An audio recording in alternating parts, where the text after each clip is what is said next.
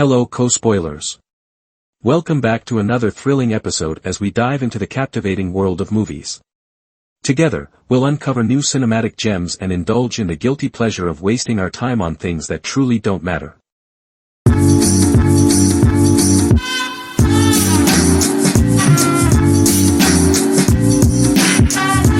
Words to live by, and Emily lived by them in her deplorably brief life. But what do we know around her, truly? Charlotte portrayed her as a solitude-loving raven, no tender dove. Emily once in a while cleared out domestic, and when she did take off domestic, it ordinarily finished severely. This implies we do not have a voluminous correspondence from Emily within the way we have from Charlotte, who went absent to school and work, composing different letters a day. Much of what we know around Emily comes from Charlotte. The sole surviving kin after the disastrous one-year period, 1848 to 1849, where sisters Anne and Emily and brother Branwell all passed on.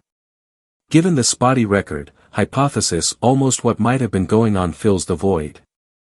Frances O'Connor's Emily locks in a few truly wild hypotheses.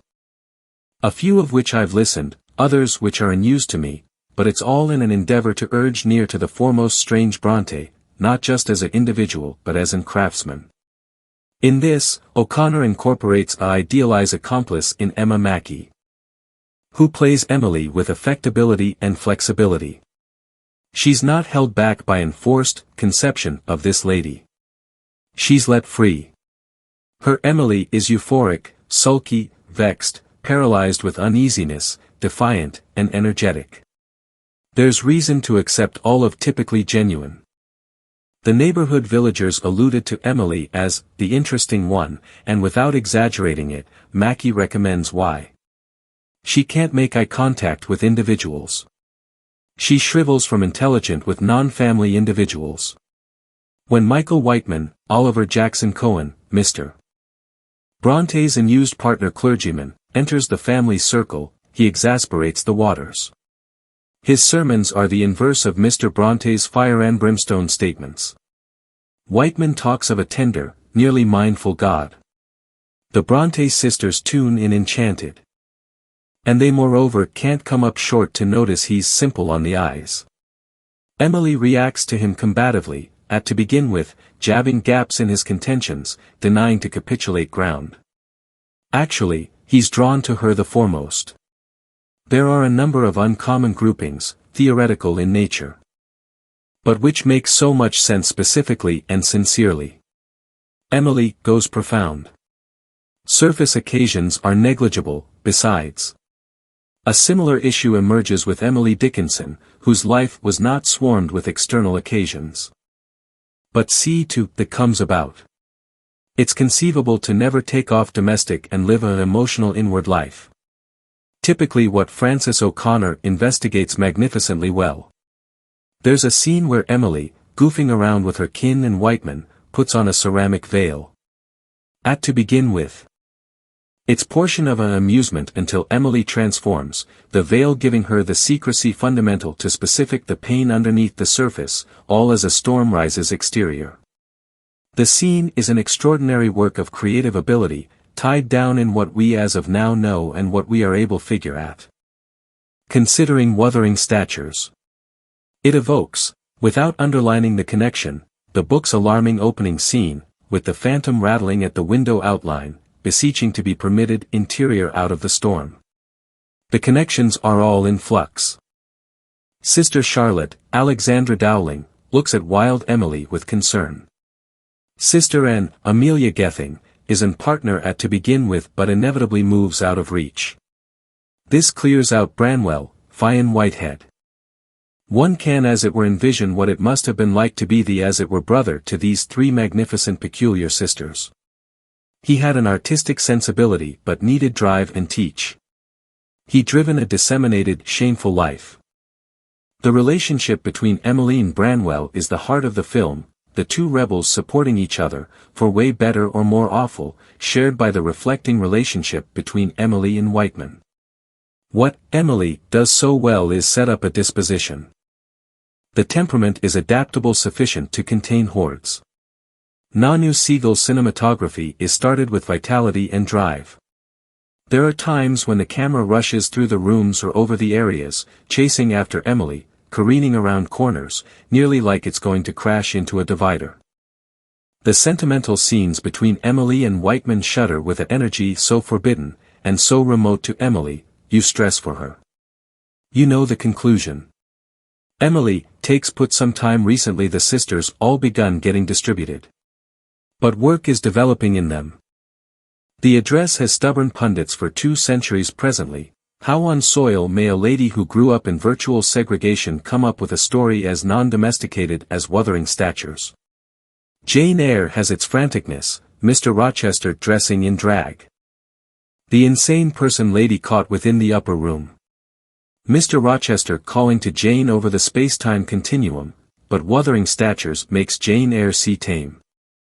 Wuthering Statures takes put in a world of heathen chaos. Dante Gabriel Rossetti composed of the book in 1854. The activity is laid in hell, only it appears places and individuals have English names there. There's nothing delicate in Wuthering Statures. How may somebody with no life encounter think up such a story? It's understandable to need authentic exactness in a biopic. Studies of whitewashing are frequently on point. But there are more profound concerns, ones which so numerous biopics evade. Why does this individual matter? Why has their craftsmanship endured? Who were they as craftsmen? There have been various biopics that are not Wikipedia pages come to life but amplified contemplations on the artist's work, its impact. And the persona of the craftsman as craftsman, Stanley Kwan's Center Organize, Charge Pollard's Adore and Leniency, Madeline Olneck's Wild Evenings with Emily, Todd Haynes' I'm Not There, to title fare a later few. There have been charges of historical inaccuracy tossed at Emily. The finishing of the recent Corsage may be a captivating case of add up to need of chronicled precision. It didn't happen that way at all. But what does it give us inventively, hypothetically? Approximately the sovereign. It's long been thought that and was the one in Adore with Whiteman, that something happened between them. Individuals point to entries in her novel that appear to compare. That's fine. It's conceivable. But it's still fair hypothesis.